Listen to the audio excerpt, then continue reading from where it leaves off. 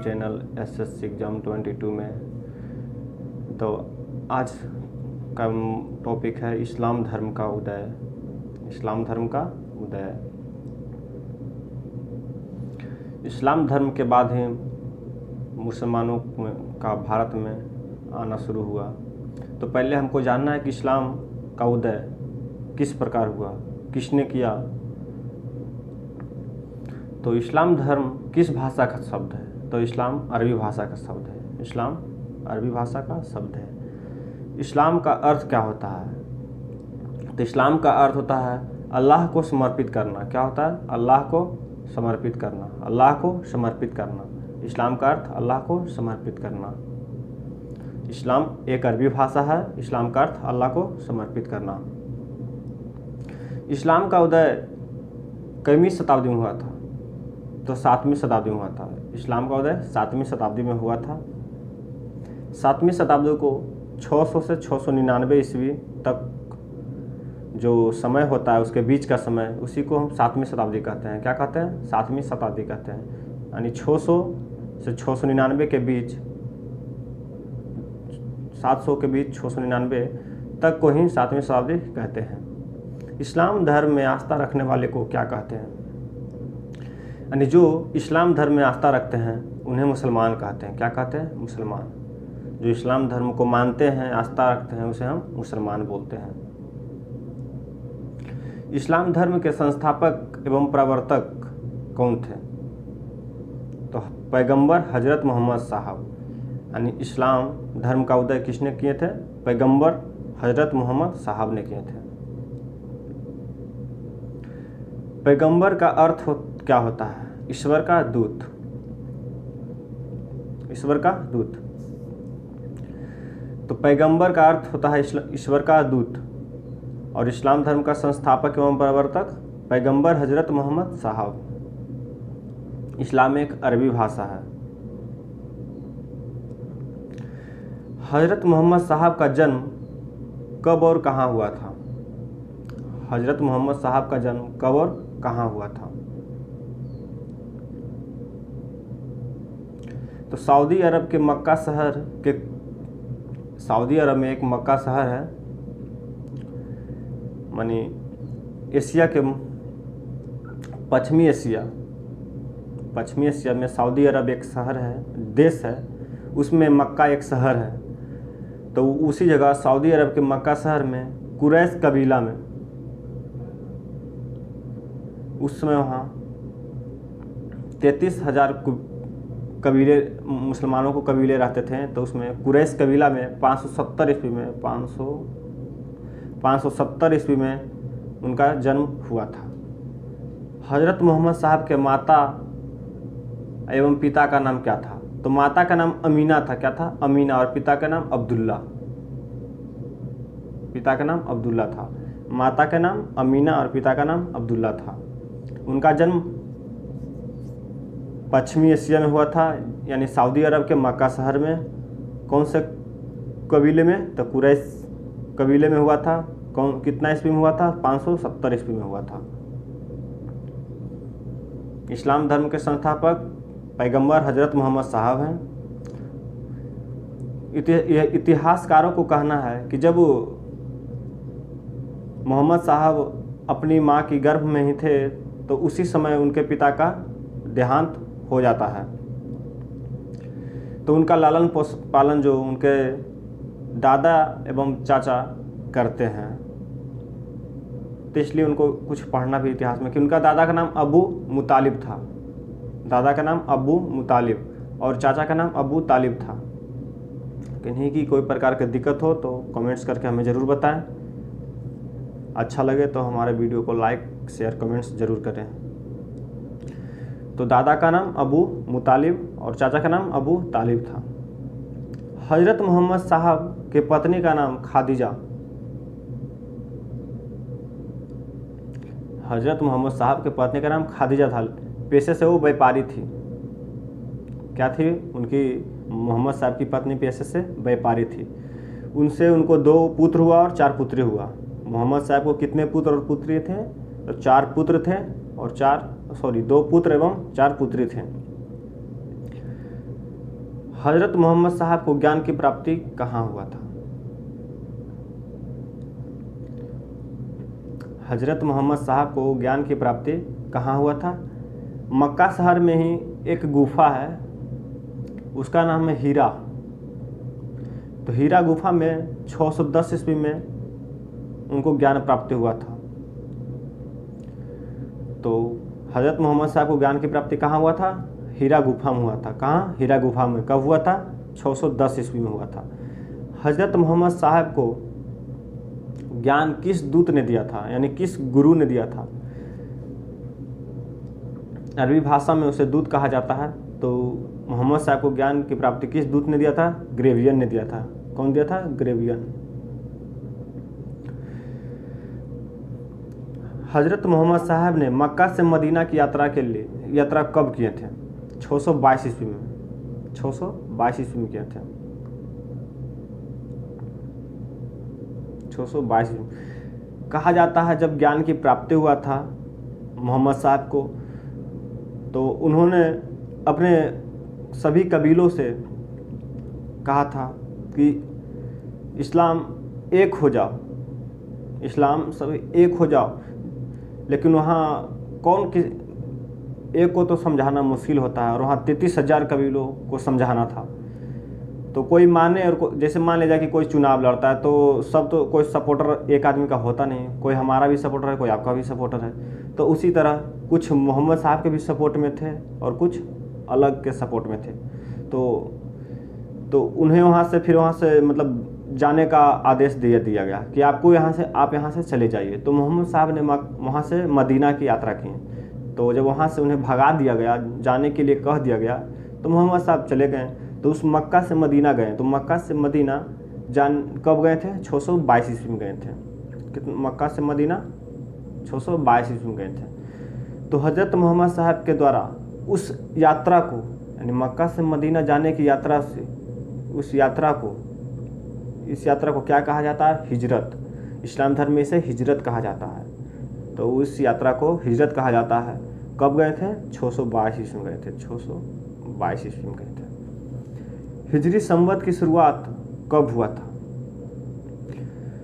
तो सबसे पहले संवत का शुरुआत हुआ था इस्लाम धर्म में, उसका नाम है हिजरी संवत। तो जुलाई 622 ईस्वी में हुआ था। कितना ईस्वी में? जुलाई 622 ईस्वी में किया गया था हिजरी संवत का शुरुआत। इस्लाम जगत का पहला संवत का नाम हिजरी संवत था। हिजरी संवत का शुरुआत कब हुआ था? 622 ईस्वी में हुआ था। लेकिन इस्लाम जगत का पहला संवत का नाम क्या था? हिजरी संवत। हिजरी संवत।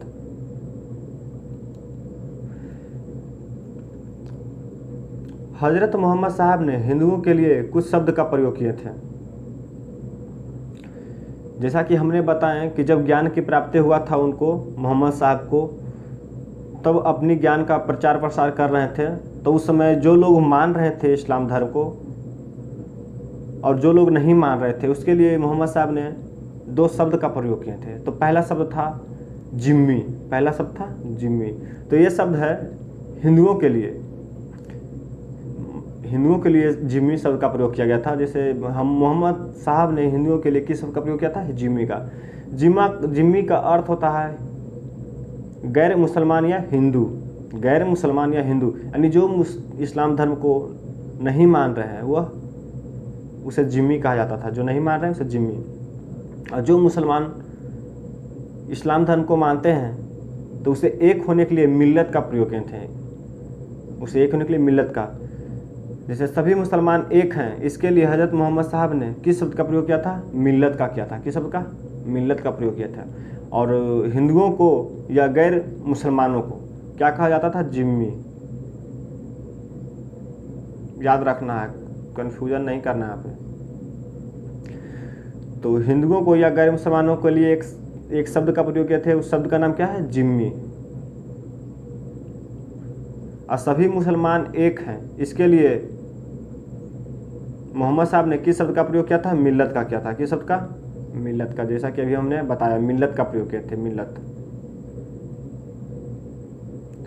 इसका अर्थ होता है कि सभी मुसलमान एक हैं, हो जाए। सबसे पहले जजिया कर किसने लगाया था? सबसे पहले जजिया कर मोहम्मद साहब ने लगाए थे। तो जजिया कर होता क्या है पहले जाने। जजिया कर सुरक्षात्मक होता है, एकदम धार्मिक होता है, धार्मिक एवं सुरक्षात्मक। तो सबसे पहले जजिया कर किसने लगाए थे? हज़रत मोहम्मद साहब ने लगाए थे। तो जजिया कर किस तरह लिया जाता था? तो जजिया कर किस तरह लिया जाता था? जो जैसा है, जिसके पास जैसा धन है, जिसके पास जैसा आमदनी होता है, उस अनुसार जजिया कर लिया जाता था। जैसे कि जो अमीर लोग हैं उसे 1/10,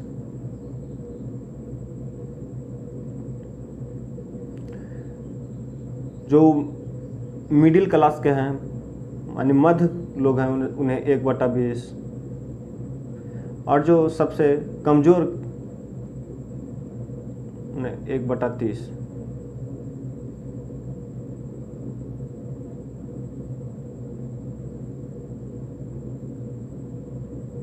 तो जजिया कर आमदनी का कितना भाग वसूला जाता था? 1/10, 1/20, 1/30 भाग। मोहम्मद साहब किस ग्रंथ का उपदेश दिया करते थे? कुरान का। जब मोहम्मद साहब को ज्ञान की प्राप्ति हुआ था तो उन्होंने कुरान का उपदेश दिया करते थे। कुरान मुसलमानों का धार्मिक ग्रंथ माना जाता है। मुसलमानों का धार्मिक एवं पवित्र ग्रंथ कुरान माना जाता है। कुरान मुसलमानों का धार्मिक एवं पवित्र ग्रंथ कुरान है। मोहम्मद साहब का मृत्यु कब हुआ था? 632 ईस्वी में। कब हुआ था? 632 ईस्वी में। तो मोहम्मद साहब का मृत्यु 632 ईस्वी में हुआ था। मोहम्मद साहब को दफनाया कहाँ गया था? मदीना में। तो जब मक्का से मदीना चले गए थे तो मदीना में ही रहते थे। तो उनकी जब मृत्यु हुआ 632 ईस्वी में, उनकी मृत्यु 632 ईस्वी में हुआ, तो उन्हें मदीना में दफना दिया गया था। मोहम्मद साहब के उत्तराधिकारी क्या कहलाए? जब मोहम्मद साहब को मृत्यु हुआ तो उनकी कारोबार कौन सौंपेगा? जो उत्तराधिकारी होता है, यानी एक राजा का जो मतलब बैठने का जगह मान ली सीट, तो उस सीट को कौन भरेगा फिर से? तो यानी मोहम्मद साहब के उत्तराधिकारी यानी उनका जगह कौन लेगा? तो वो और उन्हें क्या कहा जाता है? तो उन्हें खलीफा कहा जाता है। मोहम्मद साहब के उत्तराधिकारी को खलीफा कहा जाता है। इस्लाम की दुनिया में खलीफा पद कब तक रहा, यानी कब समाप्त कर दिया गया था? तो 1924 में। यानी खलीफा जो शब्द था, मोहम्मद साहब को मरने के बाद उनका वो जो उत्तराधिकारी होते थे, उनके जगह जो काम करते थे, तो उन्हें खलीफा कहा गया था। और खलीफा शब्द का जो प्रयोग हुआ था उसे 1924 में हटा दिया गया था। और किसने हटाए थे? मुस्तफ़ा कमाल पाशा ने हटाए थे। किसने? मुस्तफ़ा कमाल पाशा ने 1924 ईस्वी में हटा दिए थे। कब? 1924 ईस्वी में।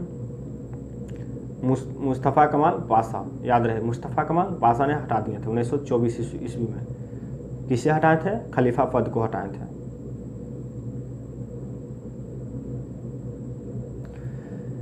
मोहम्मद साहब की जीवनी किसने लिखा था? यानी किस इतिहासकार ने मोहम्मद साहब की जीवनी को लिखा था? इब्न इसाक ने लिखा था। इब्न इसाक ने मोहम्मद साहब की जीवनी लिखा था। मोहम्मद साहब की मृत्यु के बाद इस्लाम कितने भागों में बट गया? यानी जब उनकी मृत्यु हुआ तो इस्लाम 2 भागों में बट गया। यानी उनके प्रवर्तक जो थे 2 भागों में बट गए। पहला शिया, दूसरा सुन्नी। शिया सुन्नी, दोनों में बहुत अंतर है। शिया जो है और सुन्नी जो है, सुन्नी जिन्होंने बोलते हैं कट्टर मुस्लिम, यानी कट्टर मुस्लिम, सबसे बदमाश जो होते हैं ना वो सुन्नी मुस्लिम होते हैं, सबसे बदमाश कट्टर। और शिया थोड़ा इंसान होते हैं।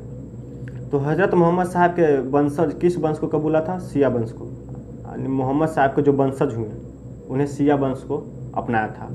किस वंश को? शिया वंश को। तो हज़रत मोहम्मद साहब के उत्तराधिकारी के बीच युद्ध कहाँ हुआ था? हज़रत मोहम्मद साहब की मृत्यु के बाद उनकी उत्तराधिकार यानी कुर्सी के लिए यानी उस पद के लिए लड़ाई हो गया। किसमें? शिया और सुन्नी में। शिया वाले सोचते थे कि हम बने और सुन्नी वाले सोचते थे कि उनका उत्तराधिकारी का पद हमें हासिल हो। तो उनके लिए एक युद्ध हुआ था। तो युद्ध कहाँ हुआ था? करबला में हुआ था। करबला इराक में पड़ता है। करबला में हुआ था। करबला इराक में पड़ता है। तो उत्तराधिकारी के युद्ध में बहुत सारे शिया मुसलमान की मरने के याद में इस्लाम धर्म में कौन सा पर्व मनाया जाता है? तो जब उस युद्ध हुआ था तो अभी हम बताए थे कि शिया धर्म और सुन्नी धर्म, सुन्नी बहुत ज़्यादा कट्टर होते हैं, बदमाश होते हैं। तो उन्होंने शिया जो अपनाए थे यानी उत्तराधिकारी जो उनका जो धर्म माने थे शिया, उन्हें काट दिया गया था, बहुत सारे को मार दिया गया था शिया मुसलमान को। तो उन्हें मरने के याद में इस्लाम धर्म में मुहर्रम मनाया जाता है।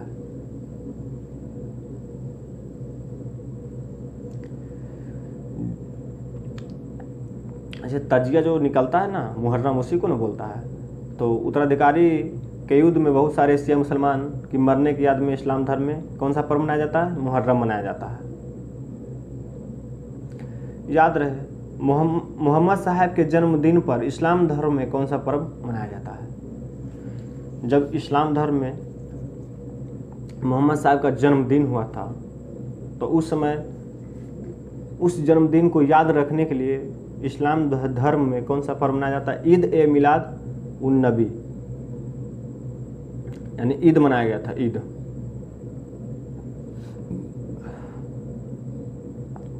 तो मोहम्मद साहब के जन्मदिन की याद में कौन सा पर्व मनाया जाता है? ईद मनाया जाता है। इस्लाम जगत के प्रांत को क्या कहते हैं? इस्लाम धर्म के प्रांत को क्या कहा जाता है? तो सल्तनत कहा जाता था। इस्लाम धर्म के जो प्रांत हुआ करते थे उन्हें सल्तनत कहा जाता था। क्या? सल्तनत कहा जाता था।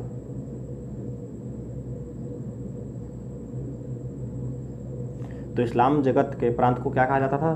सल्तनत कहा जाता था। मोहम्मद साहब के जन्म दिन को याद रखने के लिए कौन सा पर्व मनाया जाता है? ईद मनाया जाता है। ईद ए मिलाद उन नबी मनाया जाता है। इस्लाम धर्म के सल्तनत में शासन करने वाले को क्या कहा जाता था? तो जो इस्लाम धर्म में जो राजा हुआ करते थे, उस सल्तनत का राजा हुआ जो करते थे उसे सुल्तान कहा जाता था। सुल्तान का पदवी धारण होता था, सुल्तान कहा जाता था। इस्लाम धर्म के पहले सल्तनत का नाम क्या है? गजनी। तो इस्लाम धर्म में सबसे पहला सल्तनत कौन बना था? गजनी बना था। सुल्तान की पदवी हासिल करने वाला पहला शासक मोहम्मद गजनबी था। मोहम्मद गजनबी था। तो इस्लाम धर्म में सुल्तान की पदवी हासिल करने वाला मोहम्मद गजनबी था। पहला शासक मोहम्मद गजनबी था।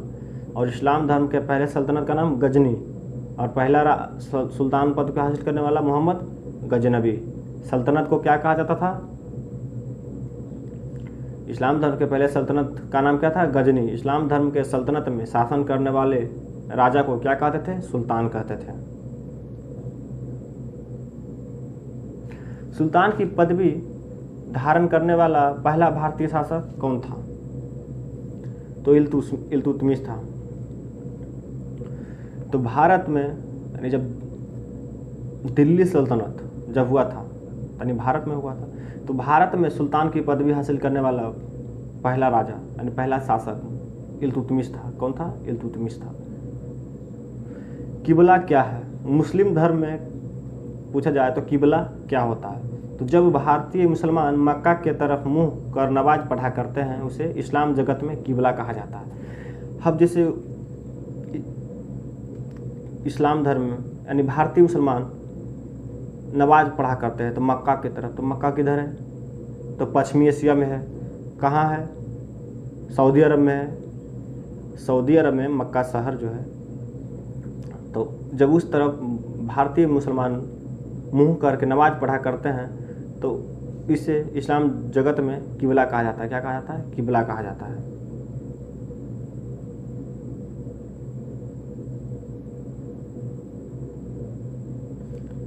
अगर किसी प्रकार का दिक्कत हो कोई प्रश्न में किसी को कुछ पूछना हो तो कमेंट्स ज़रूर करें। अगर अच्छा लगे तो लाइक शेयर कमेंट्स ज़रूर करें और हमारे चैनल को सब्सक्राइब करें। जय हिंद, जय भारत।